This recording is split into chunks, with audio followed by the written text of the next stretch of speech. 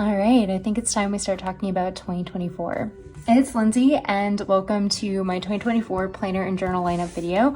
Here is basically what the year is going to boil down to, so let me share how I'm going to be using them. For 2024, I've decided it is the year of the bullet journal. I like to switch things up with my planner a lot, and bullet journaling is the form of planning that I always come back to. And my first bullet journal for 2024 is going to be this A6 size Leuchtturm 1917 Hardcover Dot Grid notebook.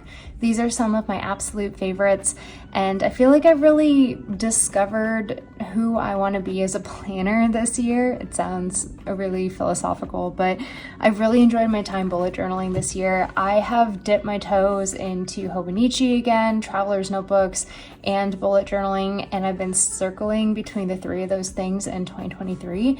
But the bullet journal is where I feel the most creative, it's where I'm the most productive, and it's where I feel the most myself, which I think is something that is important and I want to continue into 2024.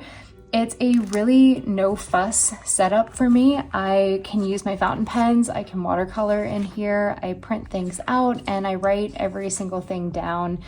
I'm never afraid of running out of pages because I know if I do, I get to set up a new bullet journal, and it's time I'm honest with myself. I like switching planners. I like setting up new planners, and as appealing as having a single planner for the entire year, it does not work out for me what I enjoy doing. And I like kind of narrowing my scope of focus to the 3 or 4 months that I typically fit within these pocket notebooks. It can be a bit of a hassle to move things over, but for next year, productivity is extremely important. So is portability, where I feel artistic, where I feel functionally creative, and where I'm simply getting things done. And the notebook that supports that best for me is a bullet journal. I really like these A6 Leuchtturms because of the paper. I really like the 5mm grid, which was the big surprise of 2023. But most importantly, what I love about the system is I am not afraid to write things down, print out a picture, add something in, set up a spread for something or another. There's absolutely zero fear of running out of pages because that just brings an opportunity for a fresh setup, for a new set of goals and a new focus. So I'm really looking forward to this. I think this is probably one of the least popular options that I've shared on my channel over the last couple of years, but it is where I feel my most creative. It's where I feel my most productive. And it also aligns really well with my low buy habit that I'm trying to pick up in 2024. We might talk about that, but more content to come. My next couple videos will be the migration prep, so I'll go through my 2023 planners and figure out what notes list collections that I want to set up, and then there will be an actual setup or walkthrough video of this bullet journal because I will move in to this in December versus January. It just works out better for my lifestyle, and I'm running out of pages in my current bullet journal. So I'd recommend subscribing if you're interested in seeing either of those videos because they will be coming soon.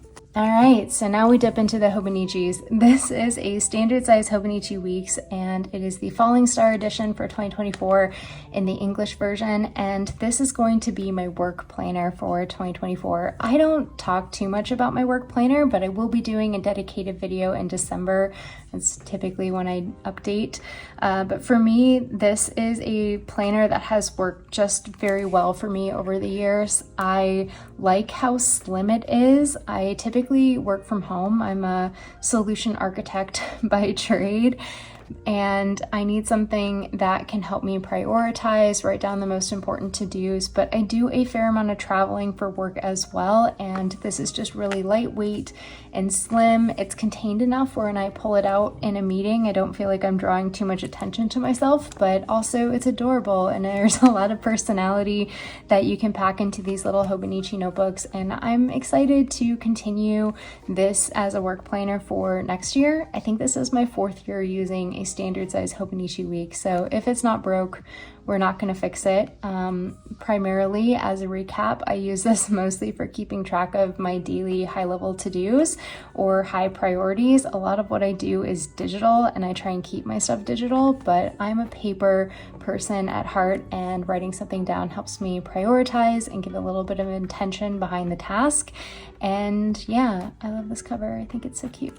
So finally, this brings me to my journal and memory keeper for 2024, and this is kind of here as a stand-in because I haven't ordered my 2024 journal yet, but I am planning on using an A6 sized Hobonichi Techo for memory keeping in 2024. I dipped my toes into the A6 Avec this year, and I really enjoyed this. I think I fell hard for the idea of a daily memory keeper versus memory keeping in weekly spreads, and I find this to be a really sustainable amount of space for me to fill up on a daily basis.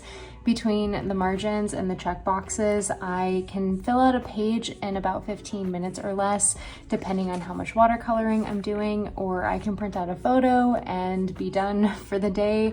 But I really like this particular notebook. This year with the Avec, I experimented with tucking other notebooks into the back, but because I'm gonna have a bit more of a modular planner setup going through 3, maybe 4 bullet journals, I decided I wanted to have one Hobonichi Techo as my journal and memory keeper for next year. I'm kind of considering the Hobonichi Techo as my committed notebook throughout 2024, so it's the one thing I want to prioritize when I have time for journaling, memory keeping, the one place to put ephemera and photos and tickets from my travels and other adventures for 2024, but I will need other notebooks to kind of support this as a journaling space for like Dear Diary, morning pages, those kinds of things, and I'll be cycling through various notebooks in 2024, but we'll talk about those more as I set up those notebooks.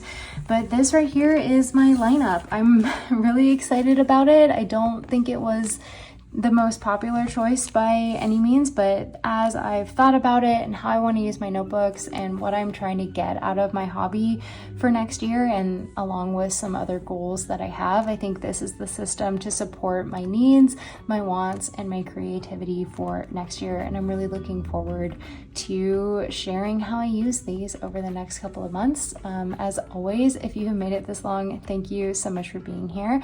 Recommend subscribing if you want to see any of the setups or deep dives that will be coming out in November or December, and I'm ready to get the ball rolling with 2024 planner and journals.